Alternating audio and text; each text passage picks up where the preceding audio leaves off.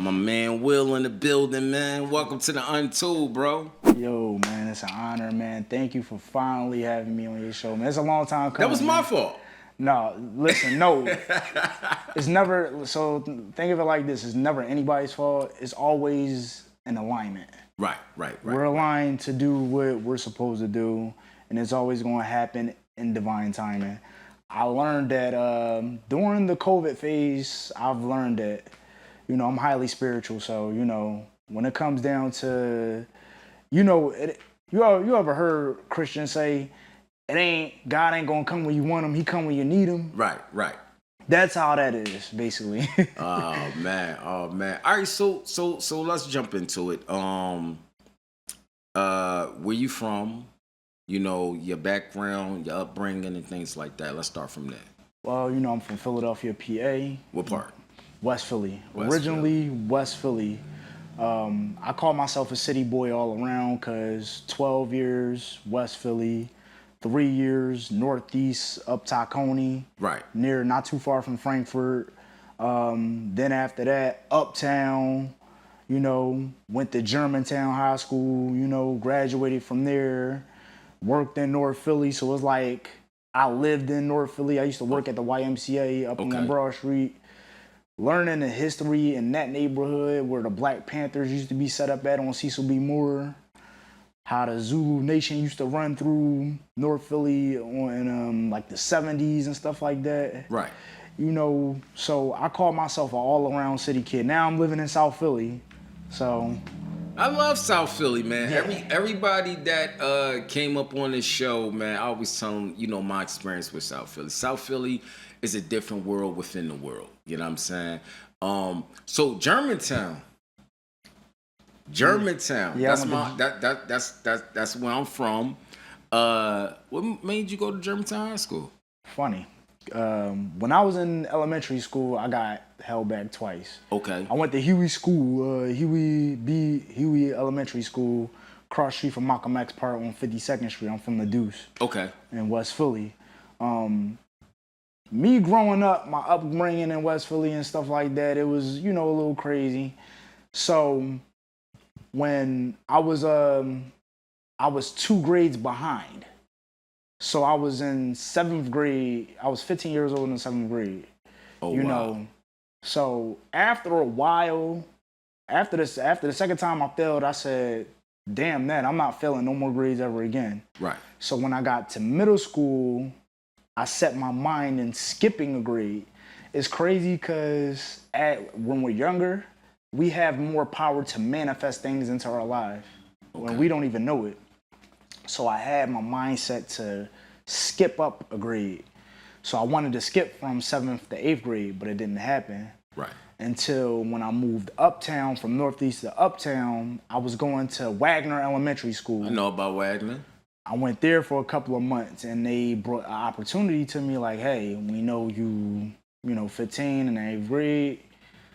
We got this program where students that's left behind can get skipped up a grade. Okay. So Germantown was one of those schools. It was like maybe 3 or 4 schools in Philly that had that program where kids can get skipped up a few grades. Right. Or skipped up to the grade for the program. So when Germantown was one of them schools that did that, you just got to complete the program, make sure you go to class every day, do what you need to do, and they'll put you in the right grade. One of the dummies in that program cut class so much he got sent back to middle school. So my man's that was in the same classroom with me, he was a rapper. His name Flames the Vet. Okay.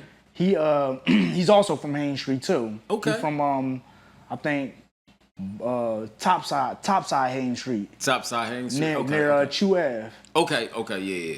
So he made a rap. He was like, you cut class so much, you got sent back to middle school. That was this dummy move. Now you just a stupid dude. He did that to you? He did that to the other bull, because the other bull used to be cool with us, but he got mad. I don't know, it was some stuff that went on. He just did some dumb stuff, and like they was beefing. We all was beefing because we was all part of the same squad. Right. At that time, we was called True G's at the in high school and stuff like that. What was your rap name? I was a hype man. I was champ. Champ. Yeah. Cause my older brother Sean, he used to always say, "Yo, what's up, champ? How you doing?" Like, Right. So I kind of took that and just gave myself that name, champ, and stuff like that. So people knew me for doing martial arts. It's crazy because I got jumped in 9th grade. Okay. That same year I got jumped. That was in Germantown. When the 9th grade side was open, you know, every day 9th grade was drawing. Right. Food fights. Some boy thought I threw ice cream or a fry at him. So this is my first fight in high school. 9th grade? Early now is it early during the school year? This was like mid school year. Okay. If I'm not mistaken, it's like mid. It's like February. So this is my first fight in high school. I'm like, yeah, I'm about to fuck boy up. I'm about to do him in. Now at that time, I was strong. I was a strong young boy, and I could hit hard, but my hands wasn't like that. Right. I could just hit you hard, grab you, slam you. I was like a dirty fighter. Right. But with straight hand to hands, you got me. So I'm squaring up like Mike Tyson. I'm about to do him. 15 bulls came out of nowhere and just started jumping me. I grabbed one bull, slammed him by the window, try to get out the crowd. You know, everybody crowd. You know how it is in high school, how somebody get jumped, everybody crowding. Let me get free. As soon as I turned around to get some room, somebody hit me, dropped me. Everybody started stomping me and stuff. But you know what? This how you know how special I was. I didn't really have any injuries. I didn't, like, they only busted my lip and I only got a headache. A headache? Yeah, because some of them kicked me in my head. That's the G-Town way. Yeah, man. So after that, I took martial arts. Me and my man, Flames, we took up martial arts. Okay. I took up jiu-jitsu and Wing Chun at the time. Now, did you know anything about that before pursuing that? No, I didn't know. I always wanted to do martial arts though. Okay. So when I got the opportunity to do Wing Chun, which was one of the martial arts practices that was taught to Bruce Lee. Okay. Who I look up to, that's my idol and all that. I was thrilled. I was excited to do it. You know, hard work. It was definitely some hard work into it though. It was definitely hard work and all that. Discipline definitely took effect, and you got to be consistent with it, and you got to practice it. Like, we was teenagers, so our Sifu understood that we teenagers. He was like, "Yo, I know you gotta talk to Melquisha, but tell her she gonna get some dick at the end of the week. But you gotta practice these fucking forms, study it, and understand it."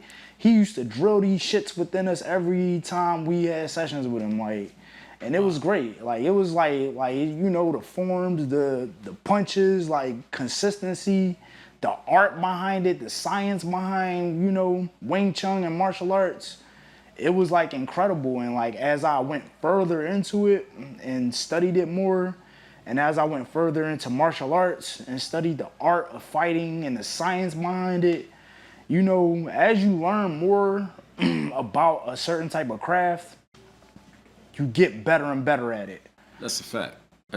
Now, with the martial arts training, how long were you in training? For Wing Chun, all 4 years, high school. Okay. I made it to like the second form. It was Song Dao, and I made it to Chung Kyu. So I made it pretty far in Wing Chun.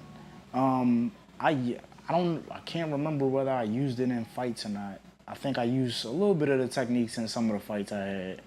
So, and then when I was in college, I took up karate. I made it to orange belt. Okay, now, for the audience, what are the tiers of the belts? White belt, beginner, is white belt, is yellow belt. This is like just karate. Right.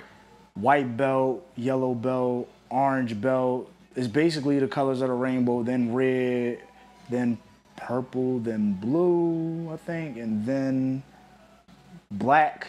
And some, I guess, depending on the dojos, Some belt they have brown belts. That's the highest belt, but really it's the black belt.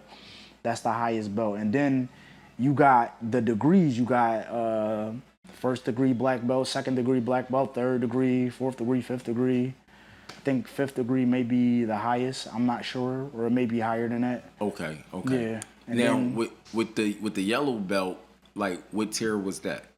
that was the second tier. Yellow Second belt tier? was second, and Okay. I entered a tournament, Right. and I placed second in sparring. Okay. My first tournament, placed second in sparring.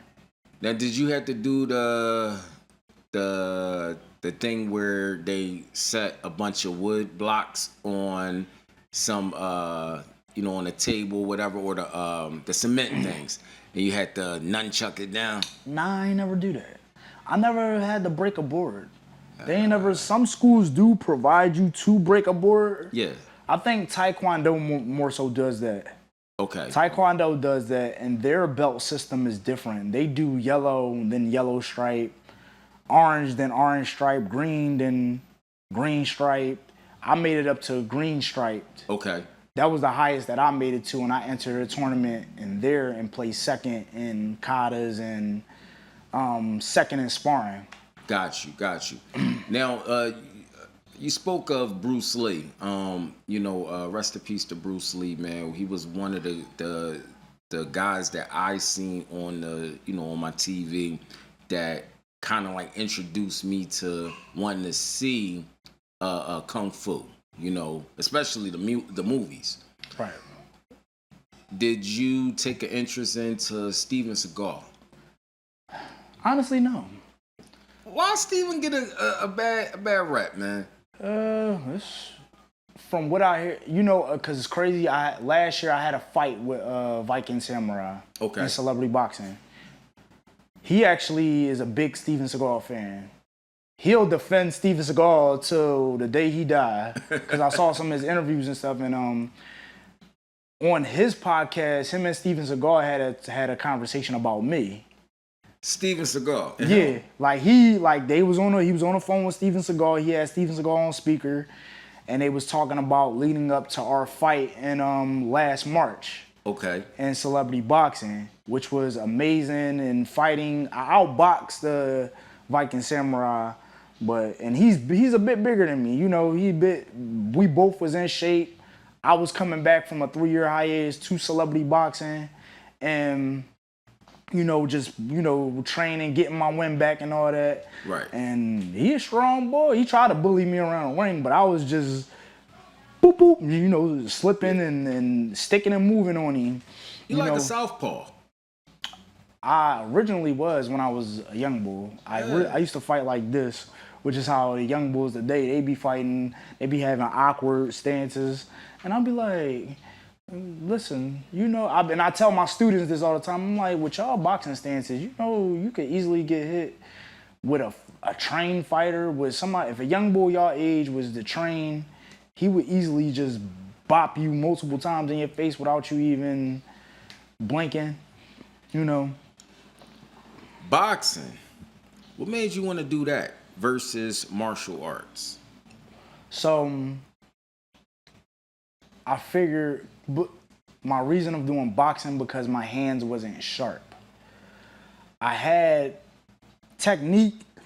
The other martial arts disciplines that I take, they got their own techniques in different ways. Like Wing Chun is more so structured and technique wise and hitting wise and pinpointing accurate target locations and stuff like that, defensive and stuff like that. Karate is a foundation of, defending, striking and stuff like that.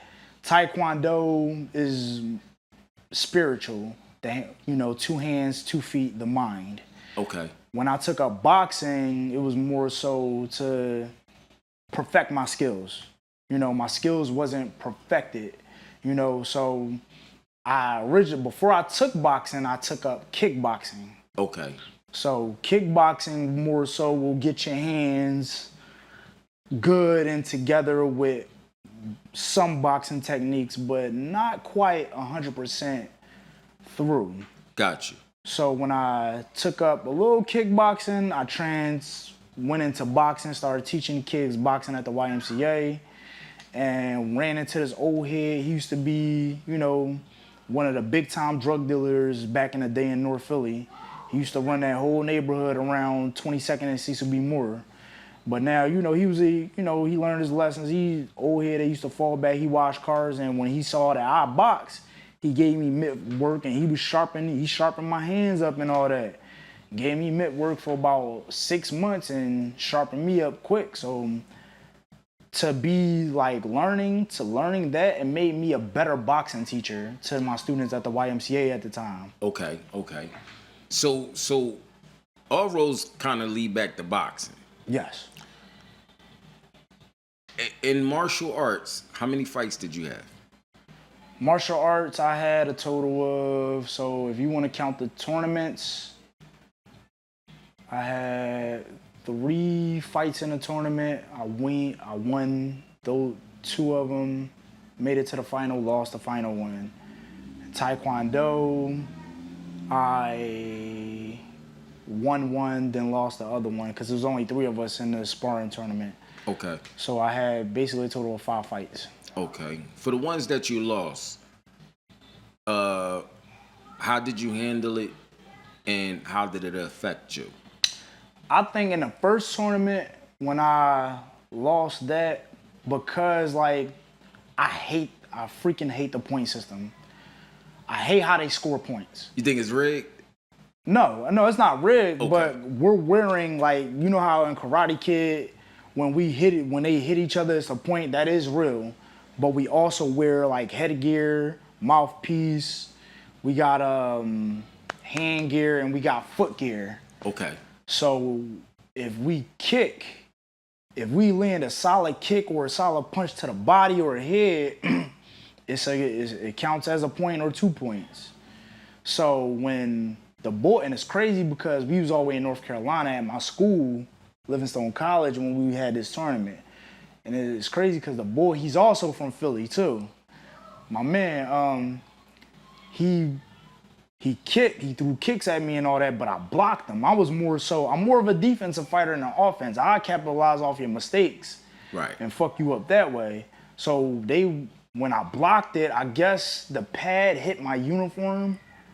I don't know, but they kept on scoring points for him. We both landed points on each other, so we both was tied 1-1. After that, we was just going back and forth, and when he threw kicks and I blocked it, they kept on giving him points. I don't know, it was weird. That sound rigged. Yeah, it did sound rigged, but me and the bull, we was a part of the same school. Okay. So, I don't know, the lady just gave him a point, just on some, let's get this shit over with. I'm like, what? I blocked it. What are y'all talking about? But I handled it like a champ. The second one, I was more disappointed. Right. Because in the final, I went up against this big African motherfucker. So he was 6 foot. He was a solid 6 foot or 6'2", weighing maybe 200 something pounds. Okay. I did better in that tournament. I did better fighting him than I did fight the other bull. His years prior, you more experienced. Yeah. So I'm basically just coming up on him. He's using his reach against me, and I'm just basically just feinting him or whatever, seeing where I can do. He'll run up on me and I got a little bit overwhelmed by it. But I landed points. I landed kicks to the ribs. Okay. Punches to the gut or whatever. But he outscored me a little bit. So that basically, but I was disappointed because you want to win. Right. You want to be number one. That's anybody that's played sports, basketball, football, baseball, that's passionate about that shit, truly passionate fighters. You want to be the top dog. You want to be number one. If you ain't number one, you ain't, just like Willie Beeman said off of Any Given Sunday, if you ain't number one, you ain't shit. Wow. So that's how I adopted that mindset. But on the other side of it, I placed second in the tournament. So with my optimistic mindset, I always look on the bright side of things. Right. Yeah, you didn't get number one, but you got second place, which is just as close as number one. It's like Beanie Siegel said, you know, in that song, Feeling in the Air, you shoot for the moon. If you miss, you still amongst those stars. That's a fact. That's a fact. Shouts to Siegel. Yeah. Boxing and martial arts is a dangerous sport. It come with, you know, putting your health in danger. It come with putting family time, you know, in a certain situation where it can, you know, either help or hurt. Yeah. You have kids? My son, he in the room right now. Okay. Doing boxing, how do you make time for boxing and, you know, your son? Life is a balance. So life is definitely a balance of so boxing is like you have to balance the skills. So with boxing, of course, we got to get conditioned. We have to put our diet, it's dieting, it's conditioning, it's going to the gym, hitting the bag, sparring for about 2 hours. When you're out the gym, you got to run, you have to drink water, you got to, you know, make sure, you know, your calorie intake and all that so you can cut weight for a certain fight, for a certain weight class and stuff like that. And then in between time, you know, because my son lives in Harrisburg with his mother, I call my son, FaceTime him, I see how his day going. You know, I make sure even when I'm far away from him, I make sure I teach him the value of gratitude. Right. I'll be like, yo, son, Liam, name 5 things you're grateful for. You know, he'll say furniture, house, food, pets, you know, water, my health. I'm grateful for my mom. I'm grateful for you, Dad. Like, I make sure I drill that into his spirit so he can learn the value of how gratitude is. Because gratitude basically is the foundation of everything that we do. Gratitude basically helps us to manifest what we want in life itself, you know? So Right. So, celebrity boxing. How did you become a fighter for celebrity boxing? Give us the backdrop of that. got you. So I'm an actor, also a professional actor. Okay. So graduated from Livingstone Arts with a theater arts degree. Graduated in 2015. So after that, I've been doing projects from 2015. You know, on set projects. I was an extra here and there. I played characters in certain projects. So I was on this project called By Blood Only. So I worked with this boy named Ricky Roma. Okay. He was also an actor. So he was on Creed 1 and stuff like that. He also was a fighter for celebrity boxing. Okay. And so he invited this guy on there. His name is Hazel Roche. Hazel Roche. That's my guy. Yeah. That's my guy, friend of the show. Yeah. So Hazel Roche is he was like he played a killer on the show named Mustafa. What a name. Hazel basically he did an alright job playing the killer. It was like, you know, I was a part of a rival gang and all that.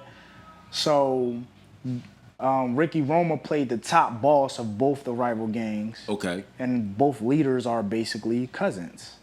So Ricky Roma came, you know, and gave us the rundown. He brought Mustafa with him, which was Hazel. And I met Hazel on that day. So me and Hazel became cool. And Hazel mentioned celebrity boxing. He was like, oh, word? He was like, yeah, I'm about to fight on that joint. He was like, yeah, you get to fight, you get to meet people. So Ricky Roma had a fight, I think, December of 2018. And I think Hoops was on that card. Hoops from Flavor of Love. Flavor of Love. Yeah, Yup. yeah. She fought Natalie D. Nat D was from Mob Wives. Wait a minute. Hoops was on. Oh Yeah. man, I gotta do my homework. Yeah. They had like a little main event fight. I think it's on YouTube. Okay. I think it's on YouTube. I'm not. I did see that fight. It was on YouTube. But Hoops happened to win that fight or whatever the case may be. Nat D came like a couple of events later and came to fight, and she won her fight, her second fight with celebrity boxing. Okay. But I got on through Hazel Roche. Basically pointed me to Mary Allison, who's one of the managers of celebrity boxing.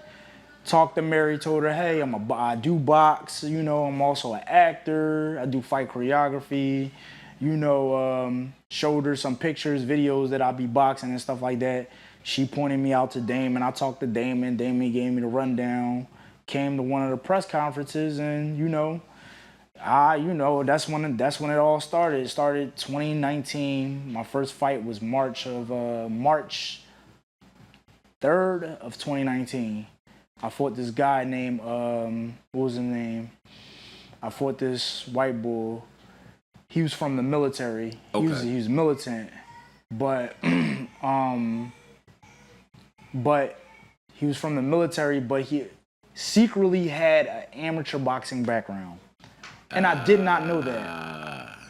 Caught you by surprise. Caught me by surprise. So I had like a Mike Tyson technique to come forward, hit, 1-2, slip, duck, bomb.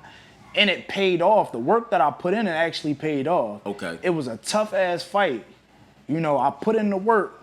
It paid off. Unfortunately, I lost that first fight though. Wow. Yeah. Now, when you went to the conference, like what was going through your head? I was shy. Like the first time I went to the conference, I was a little shy. I first came in, I was like, hey, Damon. He's like, yo, Will. He's like, Will, what's up, man? He's like, you want to say something on the mic real quick? Come and say something on the mic. I said, oh, gosh. Sound like Damon. I was like, hey, my name, I was stuttering a little. My name is Will Stronghold. I'm a fighter from Philadelphia, PA. I'm looking forward to putting on a great performance for my first fight. I score a knockout and all that. And, my goal is to be champion, you know. So that's my drive, is to be champion. Right, I also did Muay Thai. I was at Rami's gym up northeast. Okay. Of Cotman and Rising Sun.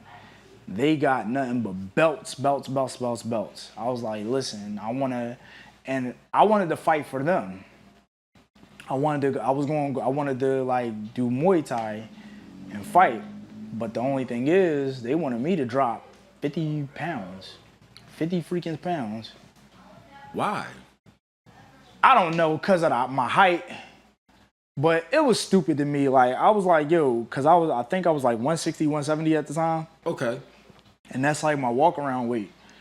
They wanted me to drop all the way to 130 or 120. And I'm like, if I do that, I'm gonna look like a crackhead. For real? I'm gonna look skin and bones. Like, I don't think that's gonna be healthy for me at my height.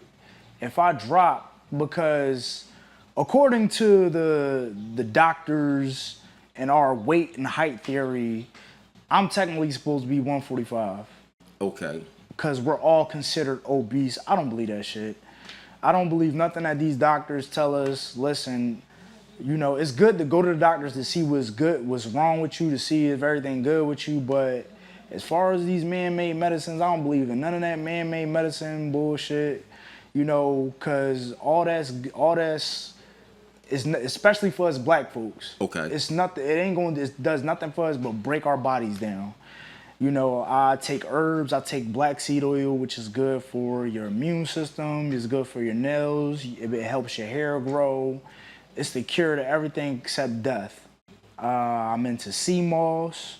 I like sea moss. I make my own sea moss and stuff like that. I'm into Shilajit. I take supplements, natural muscle growth, Shilajit, ashwagandha, lion's mane. I'm about to give me some lion's mane. Some of these I heard about the lion's mane. Some of these herbs and stuff like that, you know, is good for athleticism, like to enhance your athletic abilities and stuff like that.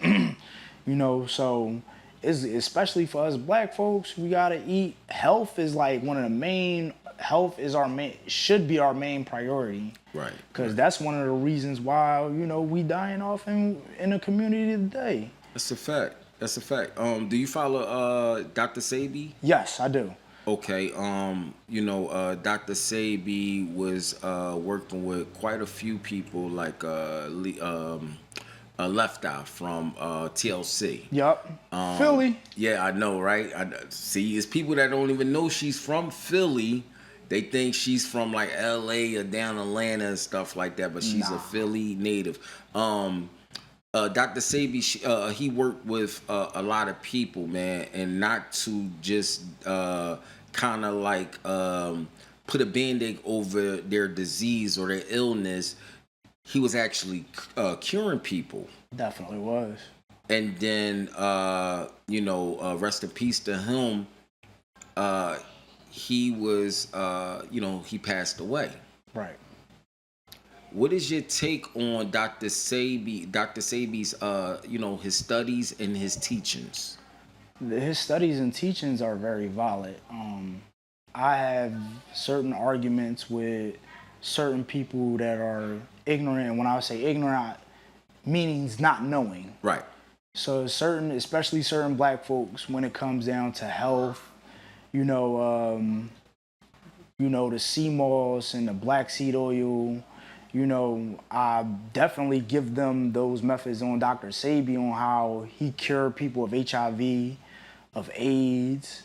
He basically was like the Jesus of, he basically turned water into wine. Okay.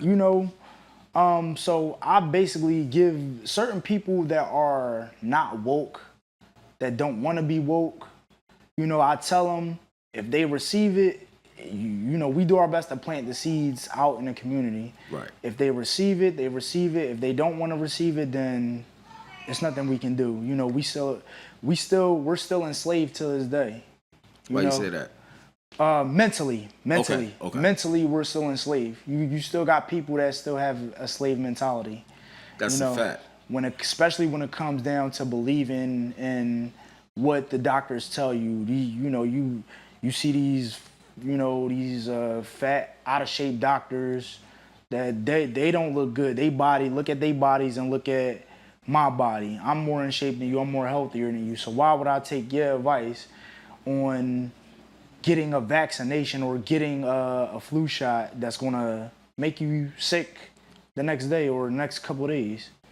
Now, Will, some people probably say, well, listen, we need doctors. They, they help me out. I'm on a good journey of my life due to my doctor. Why would you say something like that? And they might say, well, he's spreading false information. Now, with that, I'm not saying that having a doctor around is bad. Okay. It's a good thing because they can pinpoint what's going on with you. Now, when you know what's going on with you, you can do the research yourself and look up natural remedies that can fight what's going on with you on the inside. Like I got raw soursop in the kitchen. Fruits that can help detoxify your liver, your lungs, all that. Like it's a lot of even a lot of people don't believe marijuana can cure cancer. Like it really can, So it's like, doctors are good to know, to pinpoint what's going on with you, but don't depend on them to try to save what's going on with you. We have the power to save ourselves by doing the research, obtaining the knowledge, and applying the knowledge to our everyday lives. Now, most people, well, I'm not going to say most, but some people in society, they just don't want to educate themselves. They just want a quick fix. They just want to say, how can I manage something? Yeah. So what you got to say for that? Then they're stuck in the matrix. You can't say you can bring the horse to the water, but you can't make them drink it. So, right. it's you can do all what you can do, and that's all you can do at the end of the day. Right, right. You know. Now, with being a boxer, people test you. People test you. So how do you navigate through those situations of being tested in the public? It all depends on the situation. But in any situation, as a fighter, and I tell my students this all the time, because I work at a school. Okay. I'm a counselor. Counselor. I'm a classroom counselor. I tell my students this all the time. If you know what you're capable of, you know, I'll be the perfect example and show them the way. Like if I come across somebody in the street and they on some dumb shit, and because I come with positive energy everywhere I go. Right. Like if I'm on a train, bus, I say, hey, excuse me. Some people be on some negative shit. So what I do is I laugh at them and be like, yo, you have a nice day, and I keep it pushing. As long as you keep your hands to yourself, don't come near me, don't touch me, none of that, we ain't gonna have no problem. So as a fighter, martial artist, I'm a walking weapon. Like my body is the weapon. Right. So I can basically do anything. Like if somebody come in my peripherals, I can eye jab you. I could just take your jaw off with my elbow. It's many things that I could do to like devour a person with my bare hands and feet. But I come with peace and positivity. So it's like, right. And plus, we don't want to get locked up and go to jail. Nah. Jail is I've been there. I ain't going back. I tell people this all the time, man, and a few of my guests that came up on the show. It's okay to walk away. Right. It doesn't make you a sucker, less of a man, a coward. You know what I'm saying? It's cool to walk away because you have someone waiting at your house. They're looking forward for you to walk through the door and say, I'm home. Yes. Why play this tough guy? With you being a boxer, is your hands registered? No, technically no. Okay, why is that? Because celebrity, like I think all the fighters in celebrity boxing, we're not really pro fighters. Okay. I kind of do say we're kind of like pro fighters, but not really. Okay. So, because I did fight Hank Lundy, so I guess that makes me a pro fighter, but not really. So, shout out to Hammer and Hank Lundy. One of the rising stars in Philly, one of the best to do it coming from Philly. Right. He fought Terrence Crawford, and it was an honor to be in the ring to fight him for 5 rounds and survive. He was basically the Quentin Rampage Jackson of boxing. Right. But going back to what you asked about being, with martial arts or professional fighters, it is important for us to walk away because we don't want to catch no case. I value my freedom. I got a youngin' that's depending on me. I got Mom Dukes depending on me. I got certain friends and family that depends on me, that seeks advice from me, because I am a high value person in society. I am, a high spiritual being that gives people advice in their life, and especially to some of my brothers that out here that need me, Men's Mental Health Month and all that. Like, as black men, especially as black men, we need each other, Right. We carry the weight of the world on our shoulders every day when we wake up. And, women get checked up all the time. Kids get checked up all the time. Animals, cute little animals get checked up all the time. But with men, when we grow up, we taught to stop crying, toughen it out. Talk about it. We're entitled to our feelings too at the end of the day. How we express our feelings is different. Let's go to the gym. Let's get it in. Let's lift weights. Let's go to the boxing gym. Get this frustration out. Let's go meditate. Let's go running. Like, read something positive. Let's do our affirmations. I am a king. I am great. I am positive, you know, I am loved, I am protected, I am safe. You know, let's do our gratitude. Thank you for the sun, thank you for the moon, thank you for this wonderful home that I'm in. Thank you for all the friends and family that got my back, that got my best interests at heart. You know, the true power of prayer is gratitude. Affirmations, that's the Right, true right. power of prayer and stuff like that. You know, and as black men, we need to lean towards that and do that, and we got to show our youngins, you know, to do the same thing, to have that positive talk within themselves, so they don't, you know, resort to the streets and all that. But you know, it's a lot of these young rappers out here that's with the guns and all that, with the shoot 'em up, da da da da da da. I shot him on 33rd and Market. Well, all this other goofy shit, and these dumb young boys be in the studios rapping and telling on themselves.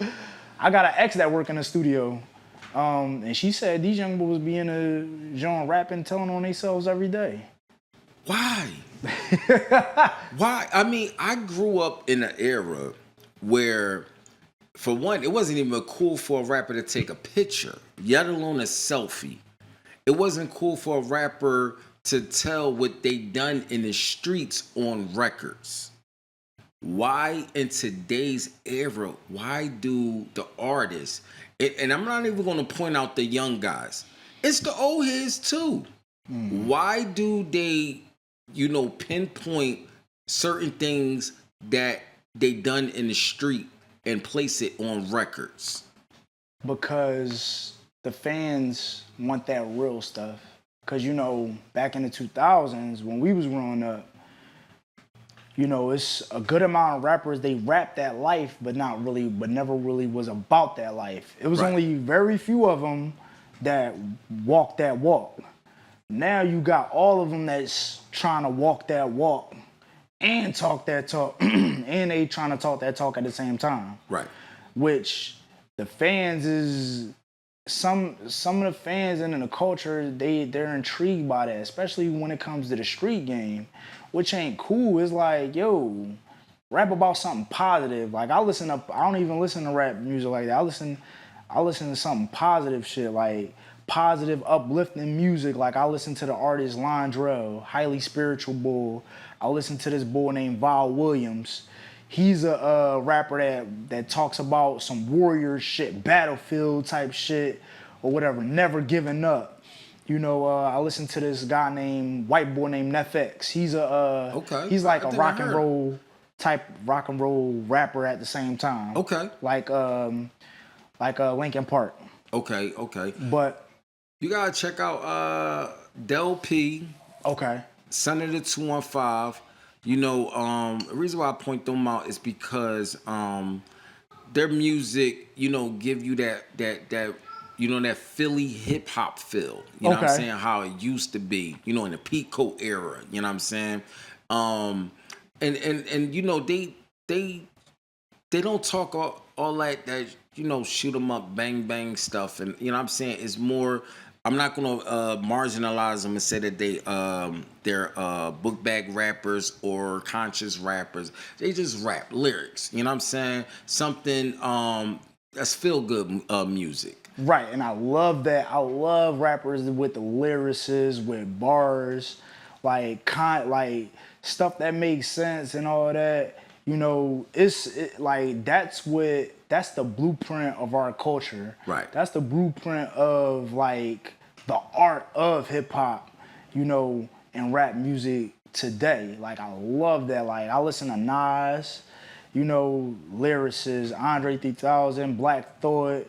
You know, you got even I bring it back to even Cassidy.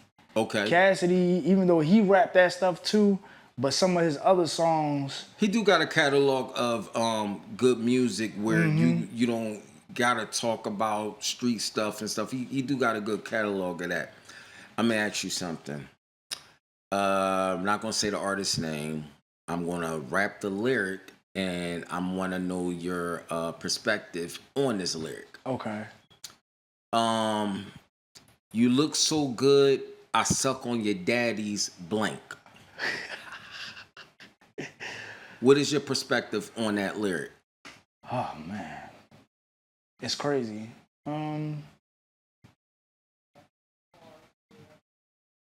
That's weird. I find it weird. It's creative. I guess if you're an artist and you looking at it from an artistic standpoint, like you look so good, I suck on your daddy's, you know what I mean? And because you're your dad's sperm, so technically you technically are because that she came from her dad's sperm. So if you break it down in that sense, I guess, but the average mind thinks, we all think when we first hear that, that's weird. It's you weird. know, just like Will Smith on The Fresh Prince, girl, you look so good, I'll marry your brother to get in your family. Like, what? Wait, what? Like, and then with another artist, you was more than my girl. We was like brothers. Wait, what? Like, I guess if you break that down to, cause I'm a highly conscious person, you break that down, you and your girl, y'all have a bond so deep that it's like, I guess a brotherly bond, I guess. Or a sibling bond. Cause you do have some couples out here that act like siblings, but they love each other like lovers. But they argue like siblings. I don't know. Are you trying to make it make sense? I'm trying to make it make sense. Like I'm trying to make it make sense to the best of my ability. Okay. You know, cause I go deep. When it comes down to certain things, I go highly deep. I go deep into it. Okay. You know, I go. Pause. Yeah. That was pause. crazy. Uncle O would definitely call that a pause. Okay, pause on that one. No homo. No homo. No homo. I gotta go with no homo. But when we talk about things, we gotta go to the why of it. Right. So that's the angle I'm gonna go. We gotta go to the why of it. Now, here go another lyric. Don't you know my man Gutter like to kidnap kids? F them and they throw them over the bridge. What's your perspective on that? Yeah, that's my perspective on it. It's like, to the fans, hip hop fans, is like when we hear stuff like that, we love it, but really listening to it, it's not good for our kids to repeat that. You know, it ain't good for us to promote black on black violence, to kidnap a kid and throw him over the bridge or whatever. Would you want your son to listen to that? No, but the reality of it is our kids are going to listen to those type of lyrics regardless. Ain't nothing we can do about it because we ain't around them 24/7. When my son get in his teens, there's going to be rappers that rap that type of stuff and that dark stuff, and it's going to be catchy to it. When we was growing up, DMX, 50 Cent, Snoop Dogg, even I would say Pac would rap some dark stuff and all that. But they also rapped catchy stuff that was cool. Like, you know, female, like, love songs and all that. It was a balance back in the day. It was a balance of the songs, of the hits that they put out. Yeah, they put out, we hit 'em up, or who shot you, or you a wankster and you ain't never popped nothing type stuff. But they also put out 21 Questions. They put out I Need Love. They put out the Best Love song and stuff like that. So everything is a balance. Without yin, there is no yang. So without yang, there is no yin. So everything is a balance. Without chaos, there can be no peace. Without peace, there can be no chaos. So it's like. But you wouldn't want your son to listen to the lyrics. I wouldn't, but I'm not gonna stop him neither. Okay. If he's open-minded to listening to it, I'm not gonna. And this is the thing, as parents, we have to be open-minded about our children and what they decide to do. Yes, we're gonna guide them to the right thing. We're gonna tell them. Right. We're gonna agree, like, yo, that's good music right there, but it ain't good eventually, like, But and as they get older, they'll understand it. We just gotta let them go and trust. Now, the two lyrics that I just told you, that was from Notorious B.I.G. Right. Mm-hmm. And you said in that era, we had that. Do you believe that contribute a certain element into the music industry, far as lyrics, far as creativity, So in a negative manner or a positive? so in today's hip hop, it's more negative than positive. Okay. Because if you really dive deep into it, pause no homo. That's crazy. That's crazy. If you really that's why I said no homo. Like, you know that they want us to rap about black on black violence. They want us to rap about guns, females, cars. That's the agenda that they're pushing for us to keep that going. That's what keeps the cycle going. Like, they don't want no positive stuff. They don't want nothing like our community to grow in a positive manner. They want they still, because that's what music is, the key to the soul. If you watch the movie Sinners, it's a key to the soul. So like anything that we listen to that dives deep into our soul, like if you listening to King Von for about 2 months straight, you gonna have a sense of a dark thought. You gonna want to it's gonna inspire you to want to get a gun and want to kill somebody. Yeah, I used to listen to 50 Cent music, DMX music. It made me want to get out here and get active. Mm-hmm. Versus me saying, you know what, I want to spread love in a positive manner. And I like both artists, but it's just to be brutally honest, that's how it made me feel, and it made my peers feel as well. I do have a friend that's still incarcerated to this day, that he heard music and it made him want to go out there and rob and things like that. Why in our community as black people, I'm just gonna stick to black people, I'm not even gonna go to Latino, I'm just gonna marginalize it to black people. Right. Why do we not per se promote black violence or just violence itself? I'm sorry. Why do we glorify violence amongst our community? Some people would say, well, Jay, I'm telling the story of what I see and things like that. That's fine. Mm-hmm. But why do we put the I would or I did or I know? You know what I'm saying? Why do we do that? Because we do have sons that's out here and daughters that's out here, listening to this, and they kind of believe them. Yeah. When I was telling my cousin a few months ago, some of the rappers that I interviewed, I used to believe this is what they did, Right. and no disrespect to none of them. I used to believe that, hey, they really got all this money. Hey, they really popping. Hey, they really about what they say in the street. Right. And it wasn't like that. Or maybe they showed me a different version of themselves, and I thank them for that.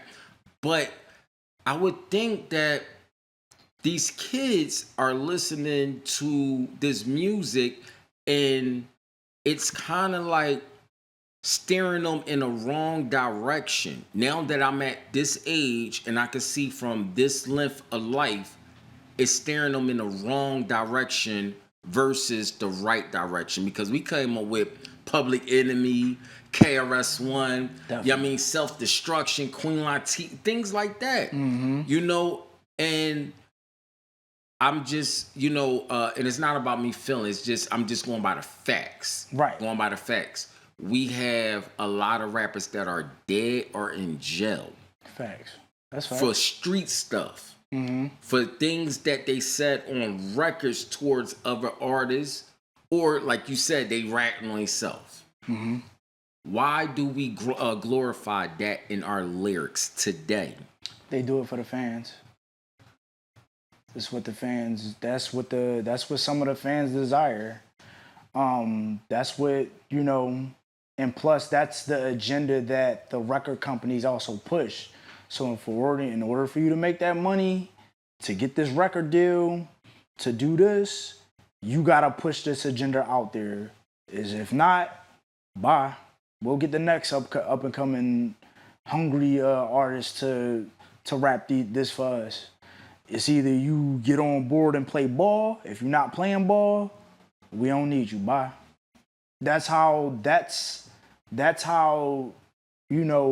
they push that agenda out there for the young boys out here to listen to. Right. So it's like, and then a good amount of these young boys, another effect in the household, they don't got their fathers.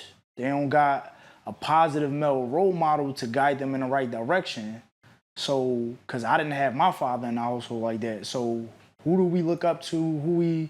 Either the bulls on the corner, Mr. Jeffrey that owns the pizza store over here, or the rappers, we see on TV, 50 Cent, Redman, Method Man, or Nas, Jay-Z. We gotta look up and idolize them. And our mother is in the household, so we got that feminine energy. The single mother in the household, ain't got no choice but to be masculine a little bit. Right. So we don't have I didn't have a positive male role model, unless sometimes it was my homies that like stirred me in the right direction, until my father actually came around here and there to talk to me. Or my mom dated some guy and I looked up to him. So it's like options without the father in the household, that we look up to these rappers and all that can stir us in the right direction, that have us listen to some positive stuff, and to have these rappers to take a stand and be like, yo, this is what I want to, this is the agenda I want to push. Right. I don't want to push the agenda you want to push. I want to push the agenda I want to push. It should be that. But, that's the world we live in today, especially here in America. That's the world we live in today, where they pushing certain agendas to keep our communities down all over America. I can agree to that. How's your mental health? My mental health is a lot better. 2 months ago, I lost one of my aunts, Aunt Jean. Rest in peace to my Aunt Jean. One of the thoroughest aunts, one of the thoroughest people in my family. She died of cancer. Sorry to hear that, man. Had to went through a tough separation with one of my exes. So I had to let that go because that wasn't serving me any purpose, so it is, my mental health now is better because I'm more inspired, not only for me, but for my son, Liam. When I think of him, he's what make me go harder. He is what make me be more inspirational to other brothers like yourself, brothers that may need advice and everything. I just helped my homie out because he just been through some stuff. He lost his cousin. He was homeless for a little bit, so I let him stay here with me for a couple months.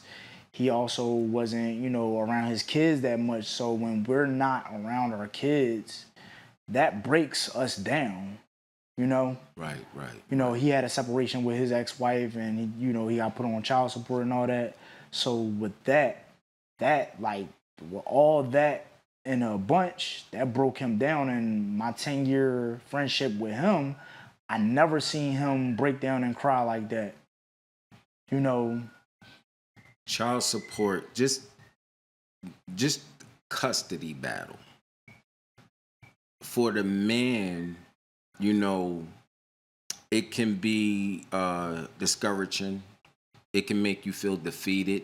It can really make you feel hopeless of not being in your child's life due to the way the court system activate your parenting. How do you feel about custody and child support? It's unfair. In the situation it is definitely unfair because a woman in P, especially here in PA, is a Commonwealth state. So 9 times out of 10 it'll work out in a woman's favor. All she got to do is cry wolf and snap with a snap of a finger. They'll make us the big bad wolf. They'll make us the bad guy, which in half the cases, there are good fathers out here that are doing the best that they can, that's providing, protecting their children, being there for their children in the best way they can. When they're not with the mom, the mom is heartbroken, she's bitter, she's a little miserable. So, in order to get revenge, I'm going to make your life hard. I'm going to make your life harder than what it is. I'm going to put you on this child support. And I'm gonna make you ain't gonna see your child until I say see your child.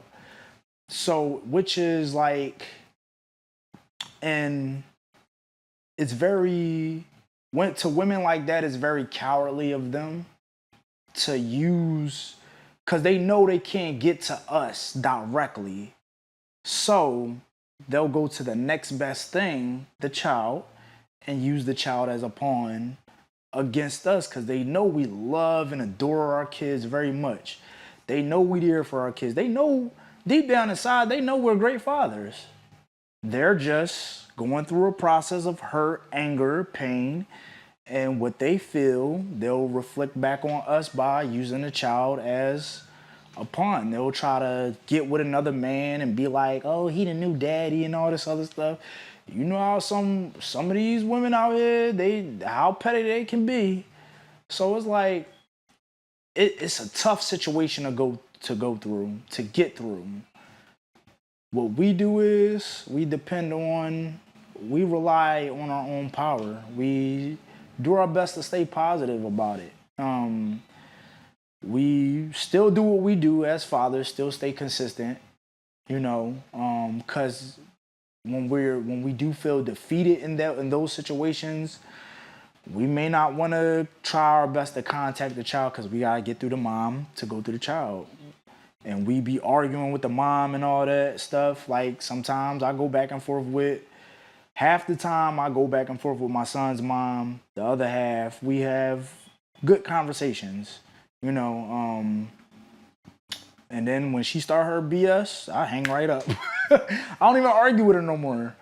I don't argue. I will say what needs to be said. I don't name call her. I'll probably call her a jerk or a weirdo. I don't call her no B. I probably go as far as say D-head sometimes. I'm like, but yo, you being a weirdo. Come on now. Like, check your emotions, check yourself, and chill. If they still not trying to hear that, all right, boop, hang up. Cause that right there is what we'll do to check our own ego. Instead of going back and forth and battling with our child's mother, we'll just be like, hang up and just go about our day, unfazed and unaffected. Even if it affects you. Even if it's about to get to that point, hang up before it gets any further. Some people will disagree with that hanging up method, like, no, because that's disrespectful. But at the end of the day, if you stay on the phone and go back and forth and argue to try to prove a point, nobody's not hearing the other person, nobody's not taking the time to stop the talk, to reason with one another. It's an ego battle. It's a battle of egos. Ego is like the number one killer in the black community. Our ego. So at times, especially us as men, we gotta maintain our emotional intelligence and we gotta check our ego at the door because we gotta think what's going to happen if the conversation go left. We already know what's going to happen if the conversation go left. So now let's go right. Yo, I'm gonna talk to you another day. You have a nice day. Bye. Wait till things cool down. Call back. Visit the child. If she right around the corner or whatever, or in the neighborhood. Hey baby, how you doing? I wouldn't even say nothing to the mom. I ain't got nothing to say to her. Like, half the time she'll just answer the phone and give it to my son. If she calls me, I'll answer the phone. Here you go, son. Talk to your mom. That's all. Now, Will, that hang up come with a repercussion, come with a consequence. It does. I will agree to that, but it's a double-edged sword situation. Okay. It's a double-edged sword situation because would you rather stay on the phone and keep going back and forth? Because either way, you match ego with ego, you still going at the end of that conversation, you still gonna be upset. Unless, because there are times where I had to stop myself. I let her talk. I let her get all her frustrations out. And I'll be like, in a calm, fashionably manner, I'll say what needs to be said. I'm like, listen, that's not the way. He actually needs that. Because there's plenty of times where we debate it without arguing with it. Like, because my son sometimes don't like to walk. I'll be like, listen, he needs to walk. That's how his body develops. That's how his body gets stronger. I know what's best for my son. I'm not going to have him walk to, kill him. But he needs to depend on his legs to know if anything else fails, he got to use his feet to get from point A to point B. What is one thing no one know about you, but they should?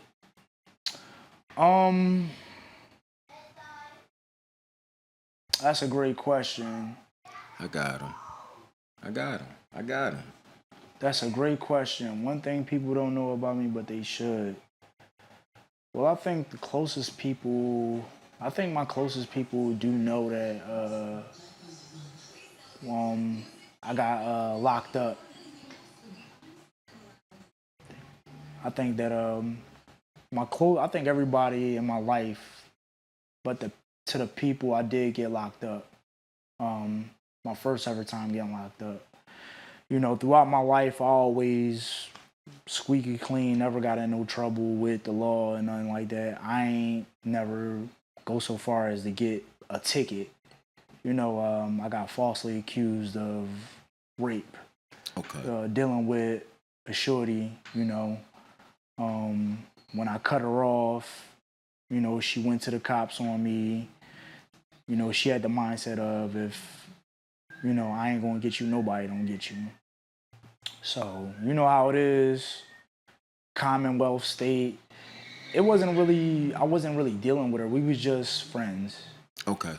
So, I saw a lot of crazy red flags, and as we get to know somebody, we think they are who they say they are, and it just turns out when we see the red flags, we try to help them.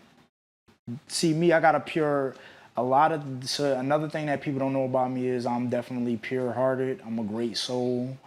I'm a thorough dude. People gravitate to me because real recognize real. Even the people that don't seem so good-hearted on the inside, they gravitate to me because they love the energy that I bring. So when people, and I'm a Capricorn, so. Capricorn. Yes. December 29th. Oh, January 18th. Ah, my guy. So, I know you being a Capricorn, we're the ones that everybody tries to take control of. That's a fact. Not everybody, But I would say the ones closest to Yeah, us.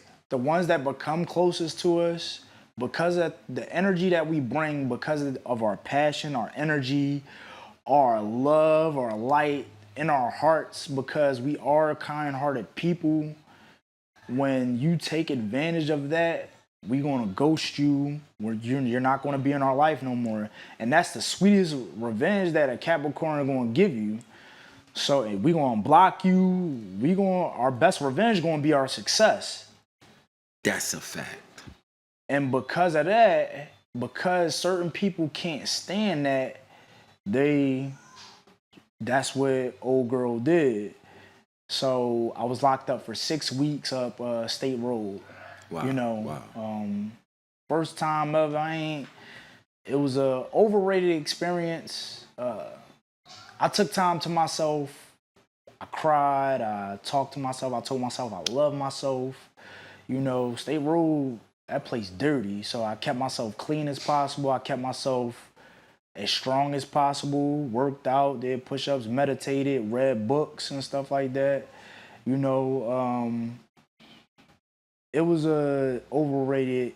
It definitely was an experience. Right. Right. You know, then I got put on house arrest. I got bailed out. Okay. So they let me out. So I had Shaka Johnson as my lawyer at the time. Okay. And he got me out. The judge put me on house arrest. So I was fighting the case for a whole 3 years. Fighting the case for 3 years, I was on house arrest. The next year, I had got 2 years, well, no, 2 years later in 2022, I got a new lawyer because Shaka Johnson wasn't doing nothing for me. I got a new lawyer, Brian Zeiger. He's a Jewish lawyer. Pitbull, you know them Jewish lawyers. They fight for you. They fight heavy for you. They got pull. They can pick with judges that'll give you the best results of your case. Right. And not just any old Jewish lawyer. They gotta have like a weird pronunciation of a last name. Right. Zeiger. Zeiger. I was like, yo. So when I got him, he had got me out to work. Okay. I started working at City Fitness Gym. They gave me the opportunity to work for City Fitness for 2.5 years. And also in April 6th of 2023, I beat my case. And this year my charges is fully expunged off my record. Man, listen, that's totally what's up. Let me ask you something. When you were faced with those charges, where was your mind at that time? My mind was divided in two. I was scared because with facing those type of serious charges, you can be in jail for like 7 to 15 years. Right. 7 to 15 years upstate. I was scared to be away from my child, away from my son. You know, this is the first time I told this on social media. I was scared to be away from my family, and my family needed me. So my mind was split in two. That was the scare part of me. The positive part of me, in that point, I've awakened spiritually. I've basically, meditated. I've discovered who I really was. I put the pieces of the puzzle to myself. I've made changes in my life. Like, us men like to watch porn sometimes. I cut porn out of my life. Mentally, that'll fuck up your mental. Especially a man's mental, because it kind of awakens our endorphins to masturbate. As a man, for our testosterone levels, we need our testosterone levels because that makes us stronger. It makes us our sperm, because our sperm have the power to create life with a woman. Right. Now, if you keep your sperm, imagine the power that you have within yourself, spiritually, mentally, physically. You basically become a superhuman with a lot of that testosterone in your body. Now, I'm not saying don't have sex or at all. Right, right. Yeah, it's good to do that, to have sex and release every now and then or whenever the opportunity presents itself. But Have sex or make love? make love. Okay. Make love. It's good to make love to your significant other and to release your sperm whenever the opportunity presents itself. Right. But also as men, we have to stay disciplined and keep that testosterone because it sharpens our mind. It elevates us spiritually and it takes us to places that, we never thought we can go. Right. Right. So it's definitely important to practice. Semen retention is magical. Like you become superhuman. Like you do. That's a fact. You do things that you never thought you could do. Like it's just crazy. Like your body, your skin is more clearer. Your muscles look a lot better. It basically and you fast on top of that, you become a lot better. Now, after the charges was dropped, it still doesn't take away your experience in on State Road. When you were in State Road, what was your experience there? It's crazy. I had some, for the most part, I stayed to myself. Okay. I had some room. I had like an old head. I was cellmates with like an old head that was mentally institutionalized. So it's like when certain people are in and out of jail for years, they're comfortable. Me, I was uncomfortable. Right. And I wasn't trying to be comfortable because I knew I wasn't going to be there for long. So and State Road is like an all around negative place.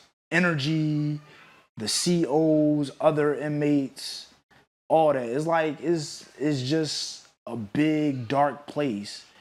It's up to you to pull that positivity from within and have your own aura of positivity. And I definitely had some people that, gravitated to me and talked to me about positivity and stuff like that. I had an old head that I was rocking with. Old head Rob, he was like an in-house lawyer. He gave a lot of people advice about their case, and he was thorough. Like, he was in and out of jail for years, but he was definitely had the right head on his shoulders to the point. He schooled me on what to do, what not to do. He was like thorough enough to like let me know this, that, and the third, and that's what kept me on my toes when I was in there. And me having a positive, energetic, and for him to be in and out of jail for so long, he didn't understand the importance of positive energy. We had a conversation one time and he was like, yo, I want power. I want some power, man. If I could break out of here, I could do that. I want some power. And I said, no, bro, you don't need power. You need peace within yourself. I preached inner peace within self, no matter what religion you're a part of. Oh yeah, and I also converted to Islam when I was in there too. Okay. I also took my Shahada when I was in there too. Okay. I always wanted to experience taking my Shahada. So what better? That was it was in alignment for me to do it. I was talking to the old head Rob, and he said, "You want to do it now?" I said, "Where?" He's like, "Yeah, let's come do it now." And so he got this bull Bilal. So he was a witness to it. So I've been already gave up pork. I've been stopped eating pork when I was in college. What made me stop eating pork, I had to dissect a pig in biology class. And they serve bacon every morning during breakfast.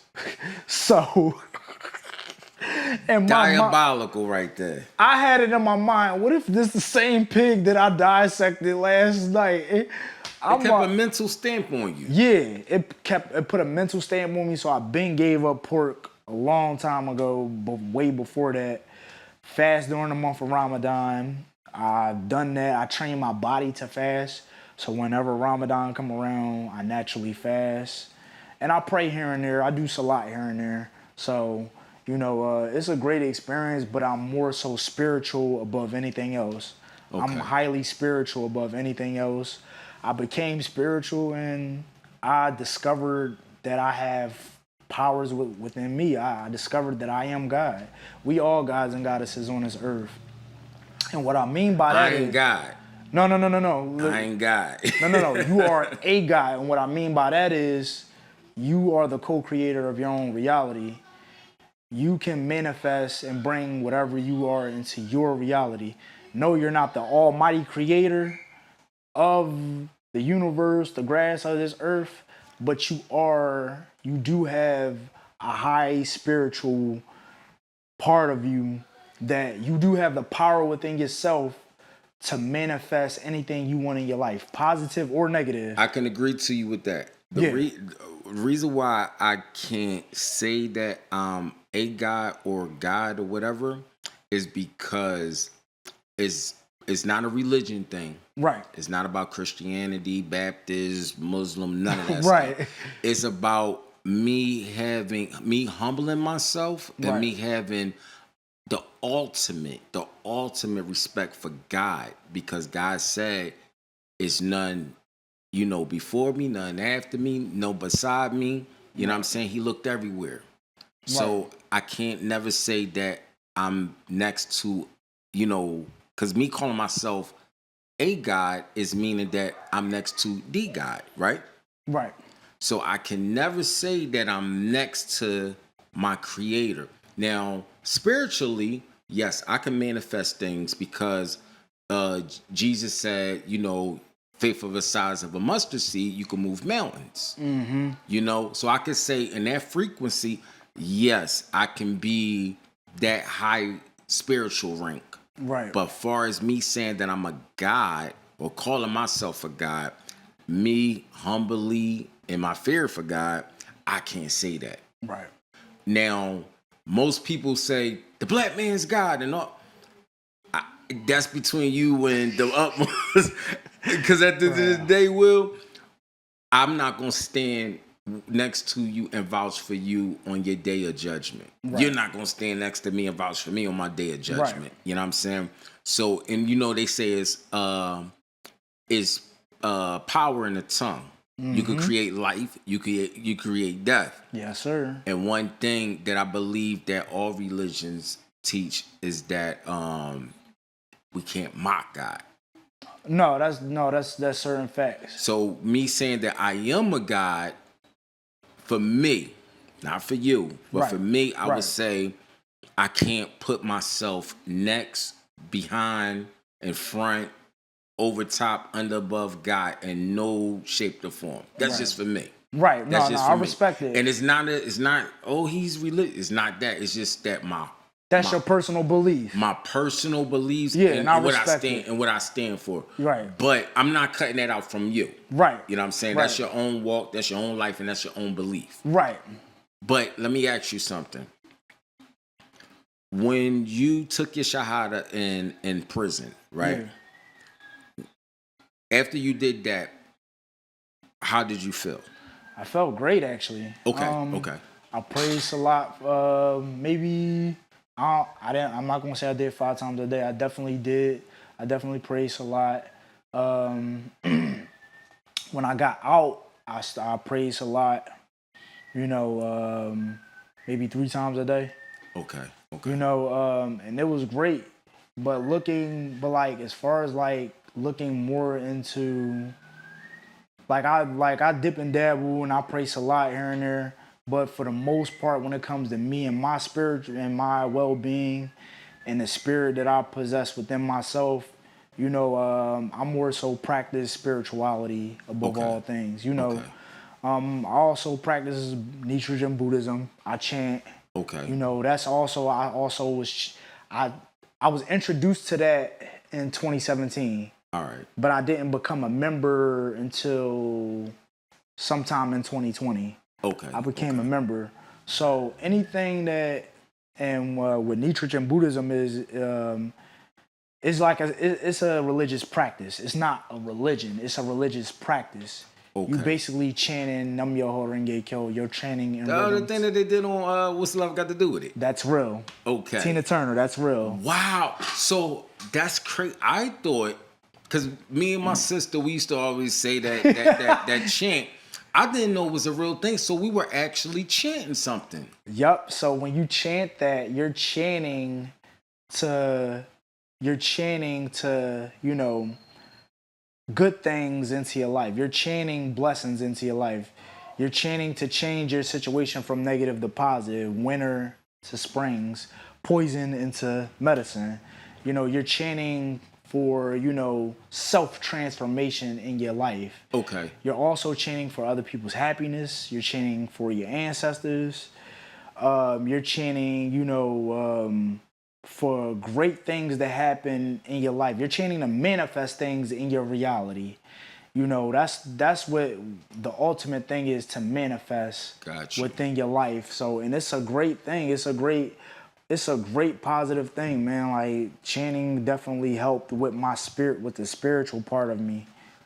Now, so all right, so you took your shahada. Do that make you Muslim or like? I'm still Muslim, Okay, because my brother, he was Muslim when he was locked up.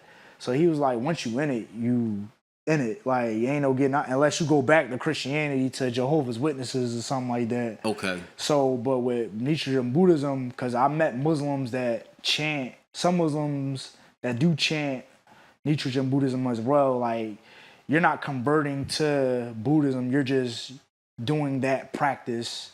You're just doing a religious practice, Right. Just like it's some Indians that were born into Hinduism, but they use Nichiren Buddhism to practice with chanting. Okay. So it's not taking you away from the religion that you converted to before that. It's just, you're just using something extra. Think of it like this. And also, I did it to be well grounded and well knowledgeable with everything that I get into. Pause, no homo. Again, today's side, everything is a damn pause. I basically I collect information and I obtain knowledge. It's important for us to obtain knowledge in everything that we do. Right. Instead of, because as kids, we're just told that, oh, Jesus is the way, or Allah or Muhammad is the way, or this is the way, that is the way, without us actually doing our research and obtaining the knowledge for ourselves. When we get older, we're programmed to think this way as young children. So, I'm mixed with Indian, Okay. Cherokee and Indian. I don't know. I was told that I'm mixed with Egyptian. I may be Egyptian. Okay. In a sense, because of my facial structure. I was told that. I know that my ancestors were highly spiritual for a fact. So I know that for a fact that my ancestors were spiritual. So, even when I grew up, I guess you could say I grew up as a Christian, because I did go to church. Okay. But my mother never forced it on me to go every Sunday. Okay. We just went once in a blue moon. So your mom or you? My mom. Okay. She would have me come to church here and there. She was raised as a Christian. She got baptized and stuff like that, and she used to sing for the choir and stuff. And she's a singer. So, like, she did teach me some Christian ways and stuff like that. But it never sank with me for some odd reason. So when you younger, certain things ain't really for you, and based off of the certain events that happened and what I witnessed, I know Christianity was never really for me. And there's certain things about Christianity that I disagree with. So, but it's okay, because everybody have their own pathway, and I respect their own path, regardless whether we agree to disagree. I still respect your pathway. And you got some closed-minded people that don't respect your path and all that. and all that. Well, you going to hell. Well, how the hell you know that I'm going to hell? You don't know that. I could just go, it don't matter which way we go, we all gonna go to the same place regardless. Or we may not go to the same place, who knows? We don't know. We ain't come to that experience in life. But we all going to wind up being deceased eventually. That's a guaranteed thing. You're right. That's going to be a guarantee. We all going to be deceased eventually. That's So, guaranteed. The main thing is we got one life. Make it count. Be the best version of you, no matter what religion you're a part of, whether you're religious or spiritual. Anything that you do, sports, doctor, lawyer, police officer, teacher, you got one life. Make it count. Be the best version you can be. Right. My last question, and you will. If you can go back to your younger self, what are 2 things that you would tell your younger self? Never give up. Okay. Why's that? Because you're going to come across some dark times in your life. Always stay 10 toes down no matter what. Never give up and always stay 10 toes down and always follow. Always be true to yourself and always be positive no matter what. Never give up no matter how hard it is. Just keep forging. The 5 things that I live upon: improvise, adapt, overcome, stay positive, and never give up. I like that. Now, what's the second thing? Oh, just stay true to yourself and stay 10 toes down on it. Okay. Stay 10 toes down. I always follow the code with me. Like, I always was honorable. Even as a child, as a teenager, I always was honorable.